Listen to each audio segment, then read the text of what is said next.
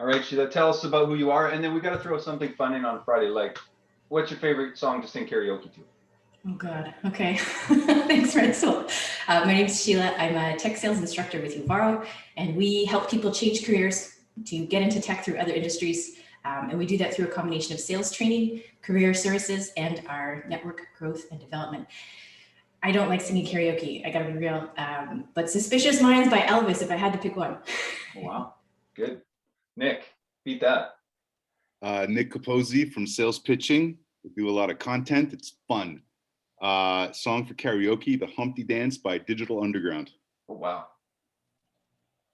Ben Haber, Sendoso. We are a gifting direct mail platform to help companies with pipeline generation, ABM, retention, and just throughout the sales and marketing funnel. Karaoke, not a big music person, but I did used to do Kanye West Heartless back in the day was my go-to. Awesome. What's up, everybody? I'm the King of Swing, the podcast host with the most, the living embodiment of the smiling teardrop emoji, and a sales enablement manager at PandaDoc. My song for karaoke, Jaded by Aerosmith. I actually won a 5th grade karaoke contest wearing like a terrible flannel shirt and some huge sunglasses at the time. It was a pretty big deal for me. So I'm glad I got to bring it up. There's no such thing as terrible flannel. You have 3 Canadians on here. It was like mid 2000s style. It was not flattering. It was not. I'm looking up the artist before I hand it over to Francisco. I'm Francois. I get to co-host this with Patrick and Amy. This is a blast. But before I hand it over to Francisco, true story for 2 Arizonians. The last time I was in Phoenix was for a concert, and I ended up at a drag karaoke, and I did Push It by Salt and Pepper. True story, great time. Perfect segue. Francisco, tell us who you are, what you do, and you gave us a little bit of background, but yeah, floor is yours, my friend. We're here to help. For sure. My name is Francisco. I work for Drift, the revenue acceleration platform that is looking and that is making the buying process for B2B businesses frictionless. And today, I'm going to be talking about my journey to providing value at Drift, even though I'm only 2 months into my role. And let me share my screen. Oh, give me a sec. Let me give you access. Go for it. Thank you, sir. Okay, let's do. And for feedback, do you kind of want to present like as if we were a customer, and then at the end we'll give you feedback? For sure. Like, or do you want us to jump in at show and tell last week? Okay. I was gonna say, do you always start with a photo of you as a kid with your prospects? I mean, that's an interesting pattern to interrupt. I mean, you gotta please the crowd, right? Like, gotta get some bonus brownie points here. Yeah. So, hi everybody, my name is Francisco, and today I'm going to talk about my journey from Drift fan to CA land to infinity and beyond, because catching them all, we just gotta catch them all. But to me, catching it all meant coming to Drift. And in this journey, I've learned so much from coming to Drift. But when I came to Drift, that's when the real fun started 2 months ago on November 30th. And the first question that I asked myself is, as a new customer advocate, how can I provide value while also growing my knowledge base? And I think this is something that, yes, I'm talking about in my perspective as someone on the front lines who works with customers every day. So I have to know the product, the process. And when I don't know, I have to know, who am I going to go to ask for this information? But in the process of asking this person, we always want to show effort. We want to show the troubleshooting. We want to show the different steps that we took, right? But we have to have a solid base.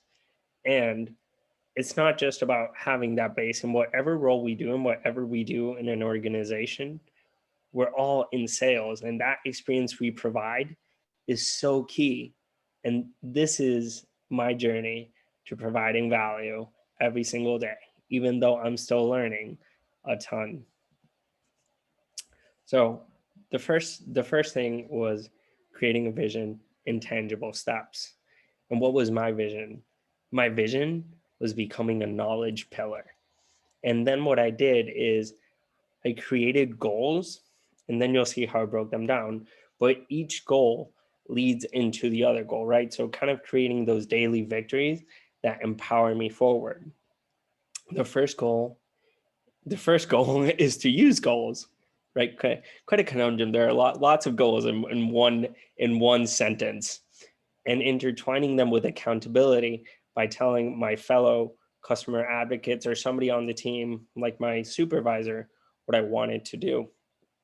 Second is understanding why and how a customer would use Drift. If we understand the end goal that somebody wants to do, then we can make that path clear. And third, really touching on the culture, really touching on living up to the values, embracing the leadership principles of Drift and tying them to my strengths to take them 10 times higher. So the first one, effective goal setting. So what I did is I broke down my goals into daily, medium, and long-term goals, and they all lead to that vision of becoming a knowledge pillar. But as I complete one, that leads into the other and leads into the other. For those of you who do not know what's it like being on the front lines, that what it means is that a customer comes in with a question, and I myself or somebody else is routed into that conversation. And an ideal experience is like going to a restaurant, right? You come in, somebody greets you with a smile, with a nice statement. They thank you for coming in, and they take you to your table, and they do that in a timely manner. And as that experience goes, they're checking in at every step. They're seeing that everything is okay.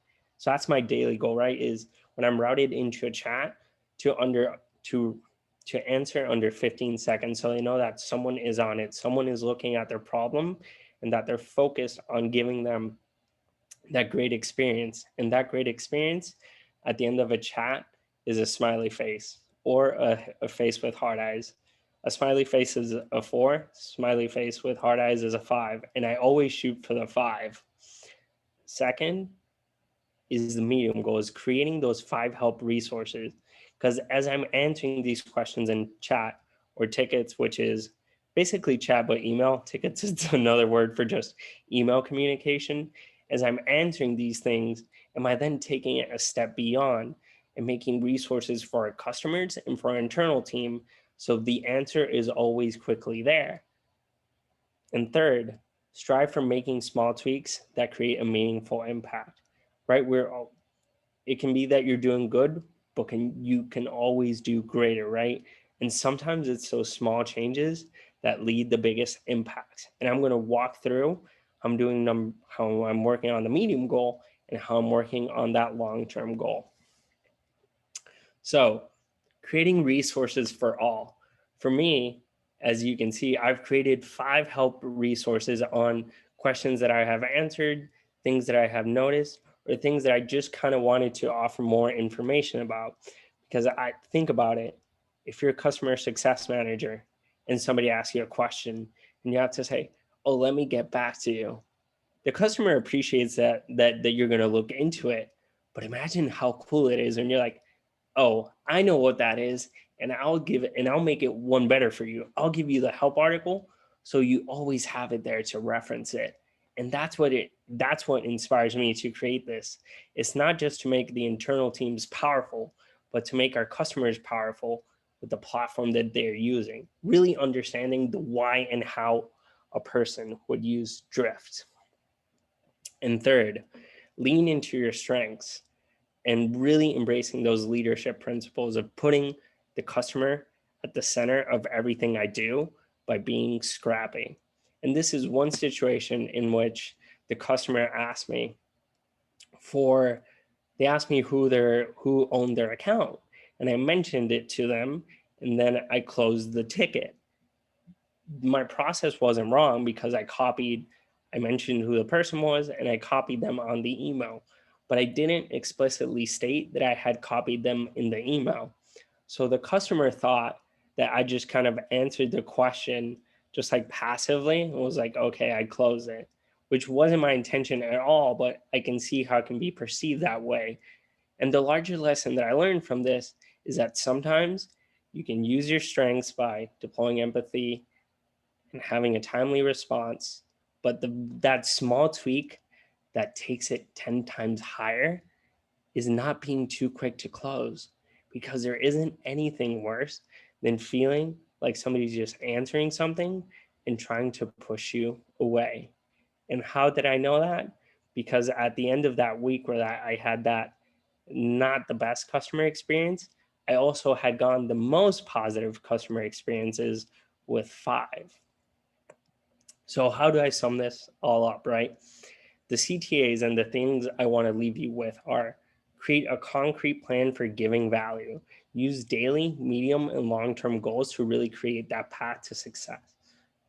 Dive deeper to meet the customer where they are. Constantly ask yourself, why and how would somebody use what I'm using? And how can I make that path shorter or better or stronger? And lastly, always find ways to improve incrementally. Be methodical and be scrappy. And with all that being said, cheers to you, cheers to me, LFG. All right, man. Who wants to go first? And I guess maybe for just some context, I mean, you just said, how can you make more of an impact when in you know, the intro email? So is this something that you share internally to say, hey, folks, you know, I'm Francisco, I'm on the team. This is how I want to crush it and how I want to help everybody. Is that the context? Correct. Yeah. So this was for show and tell. Yeah. So every week we have show and tell where we discuss a project or a thing we've been working on. Yeah. And what was the result of it. So I kind of tied together my personal experience and wanting to make it broad, right? Because this is a question, whether you're just starting or changing roles or being promoted or just at any point of your professional career, it's a question that by asking it, you can really start to have a meaningful impact in the workplace. So I think, you know, before everyone here gives feedback, what would be super helpful, I think, is, you know, so Ben, Nick, Sheila, and Patrick, you can put your hat on as his colleague, but, you know, for context for the group, how long had you been there? How many of these people would even have interacted or met you yet? So I've been at Drift for 2 months. So when I presented last week, I was 2 months and a week less than I am now. And before this, I would say roughly 100 people or so had either met me or talked to me or seen the intro video that I did during the onboarding process. But for this one, there was about 250 plus people on it because we try and get together as much of the company as possible. Okay, cool. Well, you know, everybody feel free to jump in, whoever wants to first. There's no order. And I think any type of feedback that you guys can give would be great, as I think framing it as a colleague, you know, that either knew or knows Francisco within the company. I mean, I love the personal touch right out of the gate. I'll just say that. You know, it was pretty, you know, I know genuine and vulnerable gets thrown around a lot today, but I think I love that.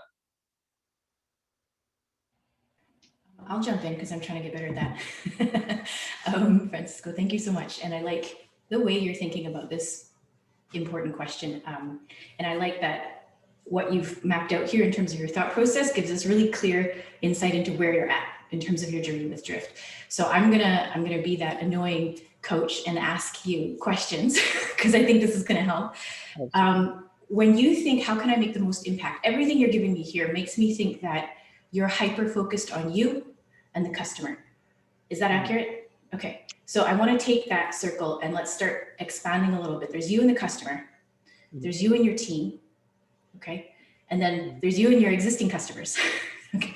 The ones that are there that have been using Drift for a little while. So what I see here is a really clear mapping of how you can do a better job of delivering a really solid experience for your customer. My immediate thought is let's talk to Francisco about how he can make more impact with his teammates directly. And then what that does is how do we also increase that circle and make more impact with the existing customers? It's all related and tied together. So if I were going to ask you, how do you feel you can make more impact with your team as well? What would it change in terms of your thinking here? Definitely, that is a great question. I think I alluded to it, right, with like the internal help docs and the internal resources, right? But taking it one step higher, right, and one level higher, right? So like, for example, today, one of the things I asked about is like, hey, across my 2 months here, these are some of the pitfalls or some of the things that I've run into that I could have done better. I know that you've created this best practices wiki article. Can I like jump in and contribute just a little bit, right? So expanding it to not just me, but expanding it by like, these are the things that I did, but this is how you can get better, right? For example, one thing is when you ask another person a question, don't just throw a one-liner, actually put thought into it, write at least 2 to 3 sentences, put the necessary data points like the playbook, the organization ID, the conversation link. So that's one way that I'm trying to expand it upon, right? Because I'm talking about my journey and what I did, but I think how you're saying, right, like I'm focusing on a lot of the positives, but if I spin it and say like, this is what I did positively, and this is what I could have done better, and I'm sharing this with you from someone who comes from this same position. Okay, so if I can take another step back to get more, a better look at how you're communicating with your team and how that all plays out. Like, let's say you're talking to a customer and they've asked you a question and you responded in a way that lets you know you understand what their question is completely and you don't know the answer. When you're asking for help, what does that route look like? Do you reach out to them directly? Are you guys using like a messaging? Is it email? What does that look like? Great question. So there are a few paths, right? So one of the things that I know is like, who is the product expert on Google Analytics or on this portion, right? So that's the first thing that I know.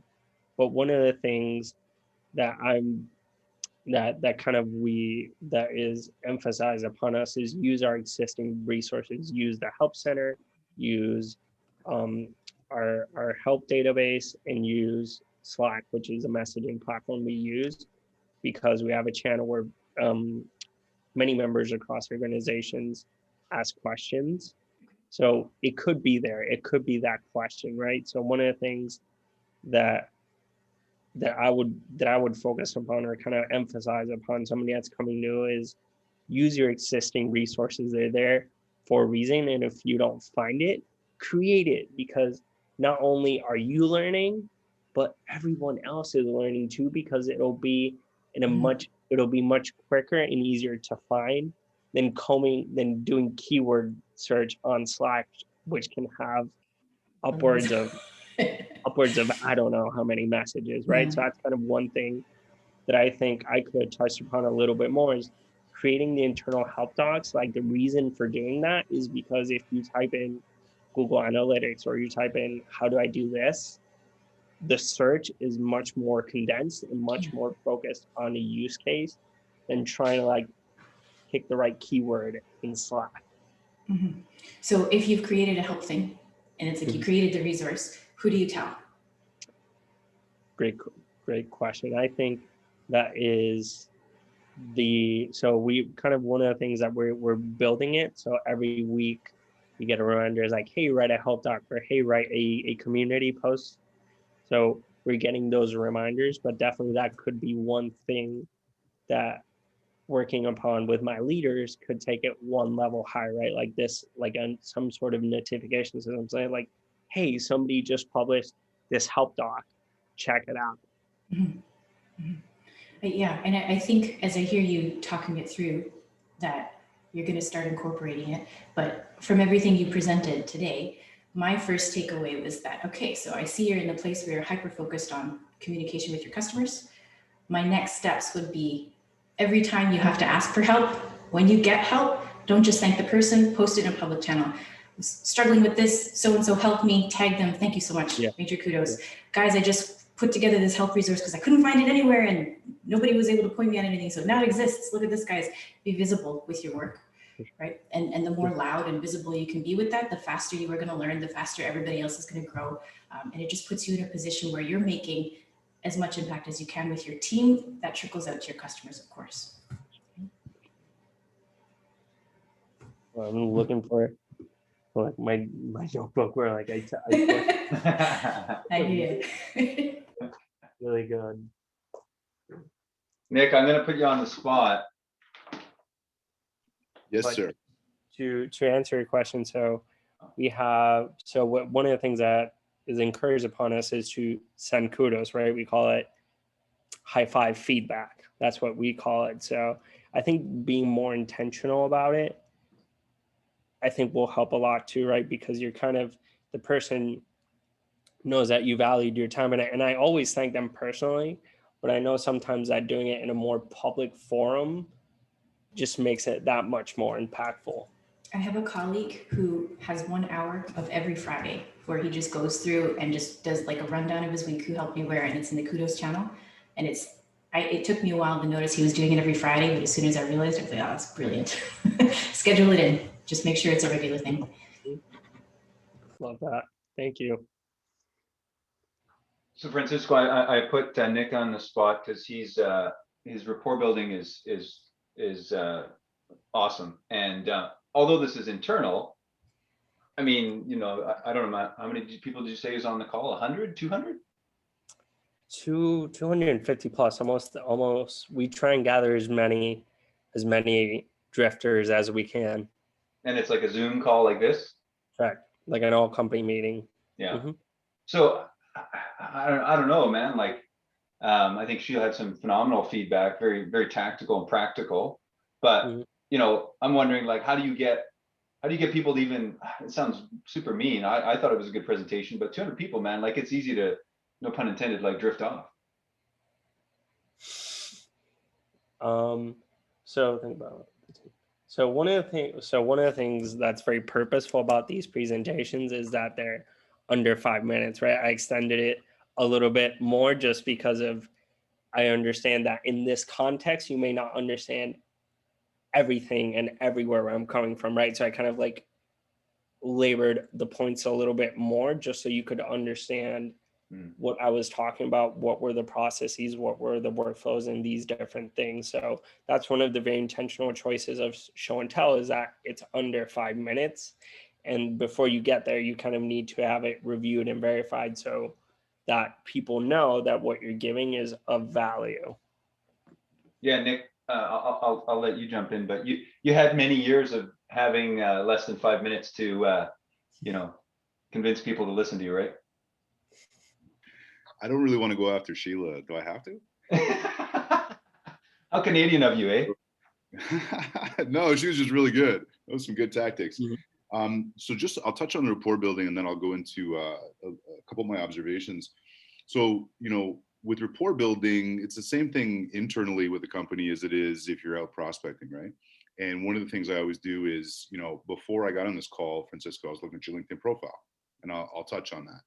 And there's all kinds of Easter eggs. There's like super interesting things in there, right? Where are they from? Where did they go to school? What mutual connections do you have outside of Drift or outside of the industry? People always miss that one. And 200 people is a lot of people. Well, let's say you took a Saturday morning and you went through those quick and you made some notes, right? And then find the people that you could actually connect with and start a discussion. As to how do you bring value, you have such an advantage in that you're the fresh set of eyes, right? It's a big company. There's a lot going on. That's what you bring to the table, is a new perspective on it. Even if you don't have, let's say, sales experience, whether you do or don't, but you have a really interesting background as well. I was just going through it, right? So you were in data analytics, right? I don't know how many people in sales were in data analytics. You were in marketing. Well, that's interesting, right? Because there's always that, not always, but oftentimes there'll be a disconnect between marketing and sales. So you coming in with fresh eyes and asking a ton of questions allows you to give perspective. And because you know people are going to be super happy to ask you questions, but every now and again, someone's going to go, oh, wow. Why didn't we think, how did we not think of that before? We're doing that now, right? So that's I think a really big advantage that you have. One thing too, I want to suggest to you, and this is something I've been sitting in a lot of demos the last couple of months, which is new to me. And one of the things that I realize is that a lot of these people don't know their stuff, right? And when you come into a new company, it's a lot to learn. But the faster you go through everything that you guys have, up, down, left, right, know it like you know your national anthem. I mean, get in there and get everything, because then what happens is that even though you're new, when one of these high five situations come up, you're like, oh, actually, I just read, right? Someone told me this last week. Mark Cuban said years ago when he started selling computers that the reason he wasn't good at sales, but he got good at it because he was the only one that sat there and read the manual, right? And he went through the manual multiple times and he knew it, right? So he became the guy that even people above him were, oh, hey, Mark, how do I answer this question? Customer is this question. How do I handle that, right? So I just think there's just being the new guy is an advantage. Don't look at it as, you know, what can I bring for value? The perspective is value, the fresh set of eyes. And I've said that multiple times because you only get to be that once at Drift, right? So absolutely take advantage of it.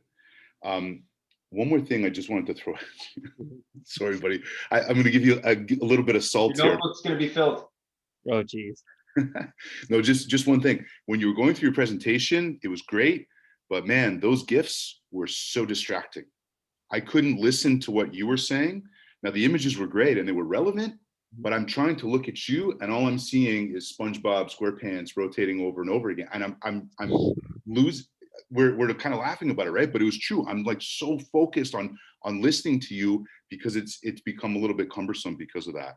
So just one thing to consider. But yeah, you never get to be the new guy in that company again. So take advantage of it.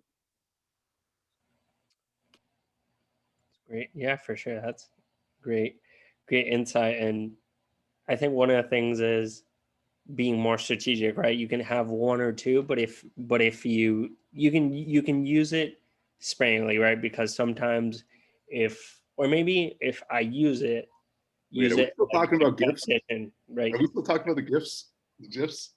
No, it was just an observation. We didn't have to go into it. I'm so sorry. It's not where I was trying. No. And the reason why I go into is like to show that, like I'm understanding your feedback and trying to see what I can do next time, right? Because that's just how I work with feedback, right? Like I digest it. I'm like, hey, this is why I'm understanding of what you're telling me. Is this right? Or is this not necessarily wrong, but like, how can I get deeper into this little kernel of wisdom you're sharing with me? Just because that's my style.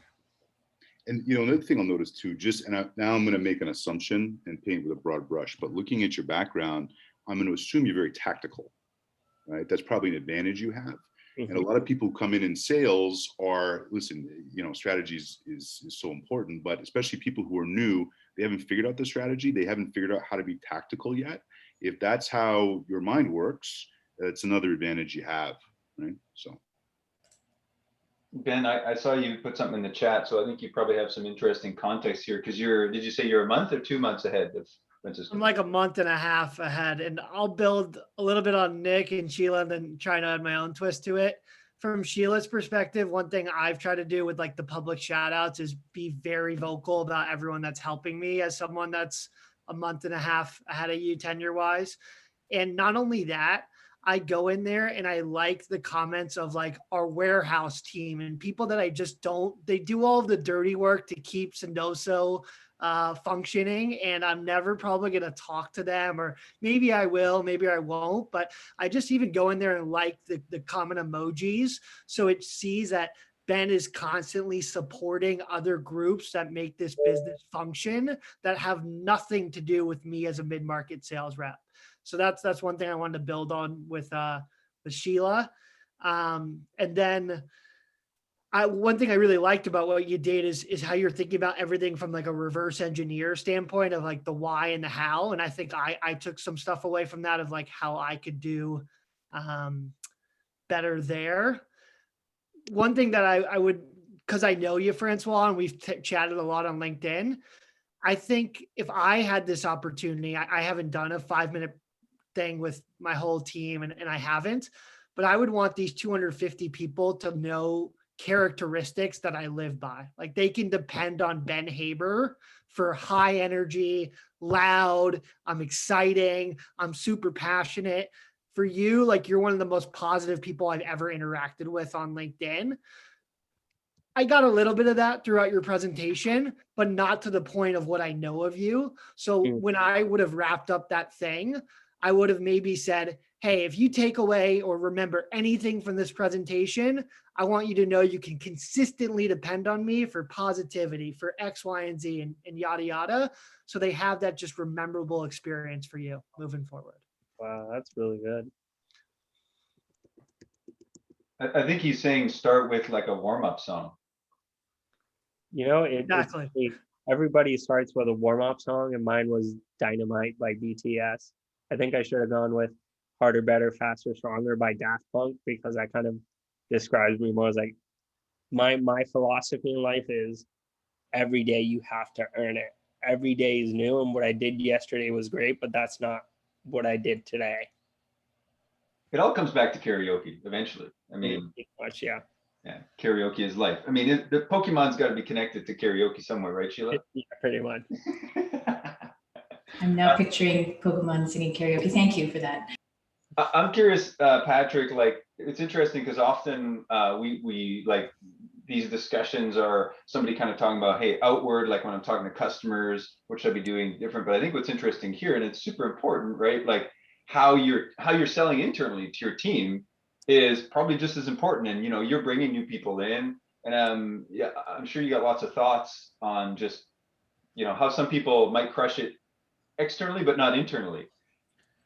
I actually just came from a podcast recording, and a big thing I was focusing on is just interacting with everybody at your company as much as you can. Like, I think a lot of people will read Slack posts or something and just be like, oh, that was cool, and then move on with their life.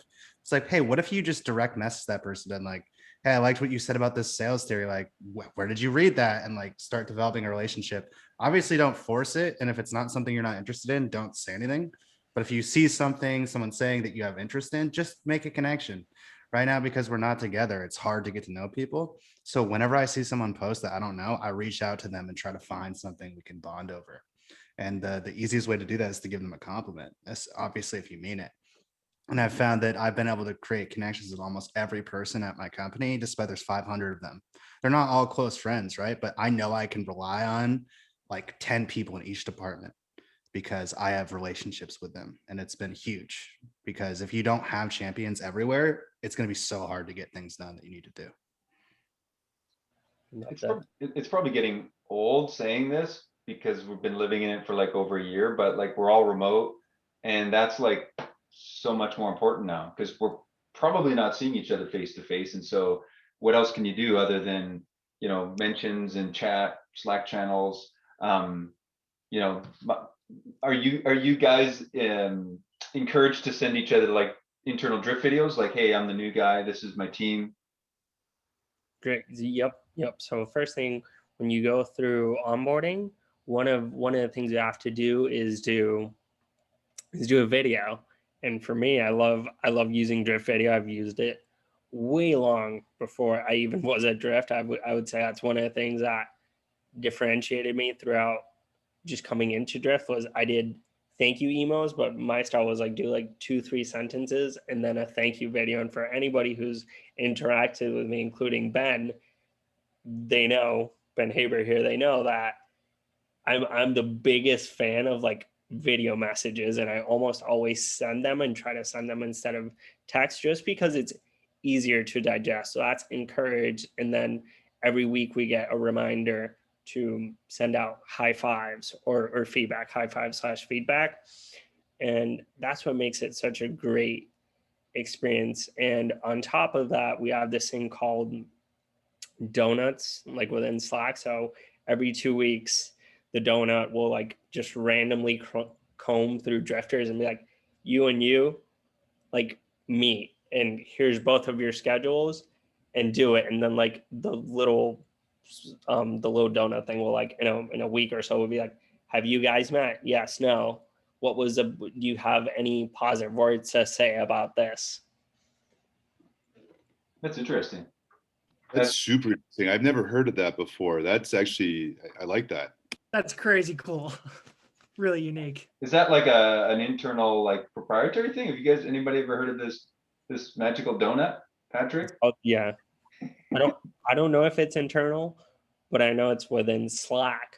It's Okay. called Donut Date. So We use donut. Maybe? You use donut. Okay. Yeah. There's And no would actual they- donuts. What's that? There's no actual donuts involved, Oh man. unfortunately, but it's great randomized pairing. Very disappointing. There's no actual. We need I to was we need to thinking like a partner. honey Sendoso. cooler, maple glaze. Geez. Sendoso needs to partner with Donut and get some donuts out there when all right, that's a takeaway from this call. Yeah. So I mean, it doesn't sound like it creates like it kind of randomly says, hey, Sheila, you should talk to Nick, and finds a time in your calendar. But do you feel, Sheila or Francisco, like it's a bit too forced? Sometimes So- it makes me crazy. I don't know how you feel about it, but there's times where I'm like, I don't have time. But they do ask you an icebreaker. Do you use the icebreakers?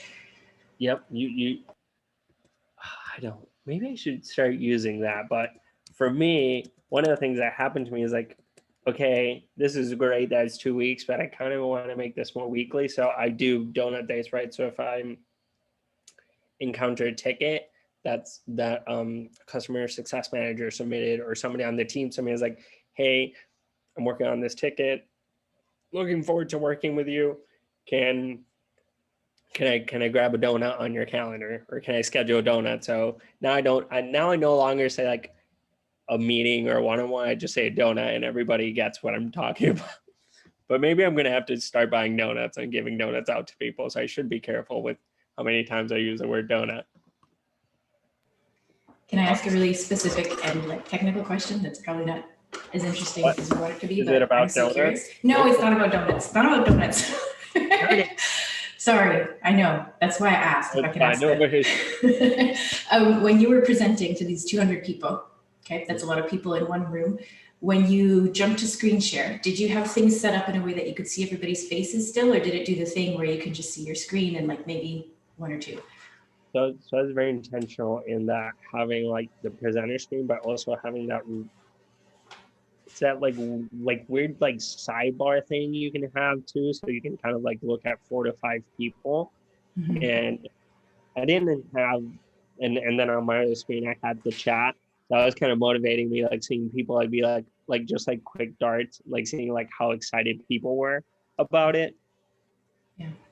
Okay. I'm only asking because I've been struggling myself to figure out the balance between present mode and see the faces. And I've started taking the faces in one window and throwing them on my big monitor. And then I have my screen where I've got my slides that I can refer to quickly, but I'm watching faces and pausing for reaction and throwing in the questions that, I don't know, with 200 people, they can't all chime in, but like, so who else likes Pokemon? Waiting, just look for the feedback, and then using that feedback to input into your own energy. Because I know it's hard when you're in a remote format to get energy from the group that you're speaking from, but I think the face-to-face is so important. I just used polls for the first time yesterday. Do you guys know about this feature in Zoom?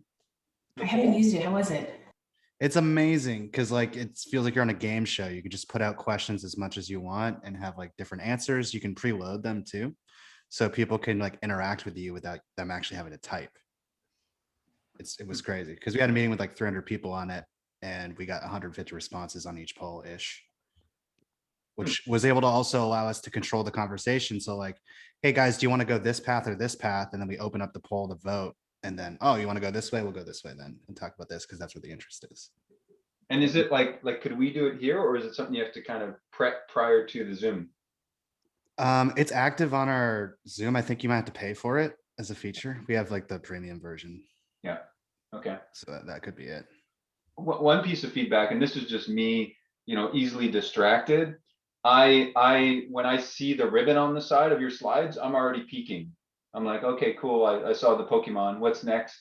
And I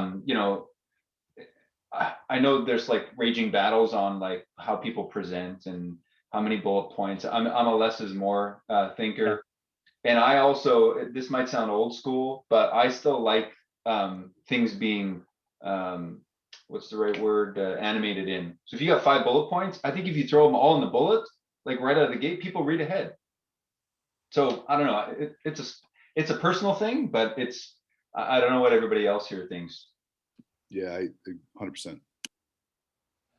And I'm not saying you need to, like, sorry, if you do this, you know, but you know, you don't have to like flip your words in. And some people do this like crazy animation, and I'm like, okay, that's a little over the top. Like, just don't give away all the candy at the beginning. So if you got 3 bullet points, put the first one up there, you know, let people digest it. And I think I've also heard, and I agree with this, it's not ideal to just put a bullet and read it. So you may want to have like a very simple statement, and then you want to talk around it. I see. Yeah. Yeah, absolutely. Great. I think great. the spilling your candy in the lobby, Nick, is one of the sales methodologies. The Sandler rule. Yeah, don't spill your candy in the lobby.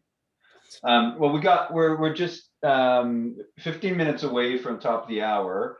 I'm curious, like, obviously one-on-one feedback's fine, but is there anything else?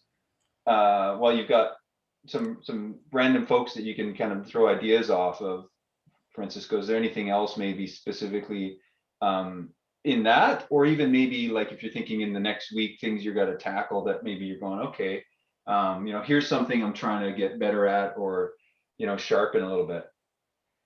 I think I got a lot of great feedback, and one of the things that I think I'll take back to the team is like, hey, as I'm creating these new internal help docs, what would be the best way of communicating, right? Not like, oh, hey, here I did this thing, go me, I'm awesome, but like, here I did this and I did this to empower you, right? So I think that's one of my first takeaways is how to communicate it out, but communicate it out in a way that's still humble and authentic and genuine, because those are my core values, right? And the reason why I'm doing it is I come from a marketing background. I used to be a marketer before I worked as a customer advocate. So for me, writing is like an exercise, right? An exercise. It's not an exercise. I don't know what an exercise is. And it's something I like to do, right? So now that I'm doing this, how can I communicate it out, but communicate it out in a way that's very genuine and humble? And I think one of the ways that I can do that is working with my leaders to get that done, whether it be a Slack channel or like a little bell, but I'm kind of like inclined for no more dings, because Slack has enough dings as we speak in general. Yeah. Awesome. Well, anybody else have any other pieces of feedback? I'm also happy to give people like 10 minutes back. I know it's a Friday. I know people have got their day jobs to get back to. Anybody else have any parting words for Francisco? I just want to say, Francisco, your humility just like comes through the screen. So, you know, I wouldn't worry too much about that. I think especially as people get to know you, they'll just see it as you providing value, because it literally, like, your presence just screams that. Appreciate that. Means a lot. Yeah, I'll second that. And I wanted to add that I really like how your brain is already thinking about this in systems. Like, you didn't just sit there and think, how can I make more impact? You actually walked through and tried to look at it holistically. And I think that's awesome. And that's going to serve you well. So please keep doing that. Awesome. Okay. Well, I think we can wrap it up, guys. It's Friday. People got the weekend coming up. Francisco, appreciate you, you know, putting yourself out there, getting feedback from in public like this, and everybody else who made time for this. Super appreciate it. And have a great weekend, everyone. Thank you. Cheers. What's up, y'all? Have a good weekend. Bye.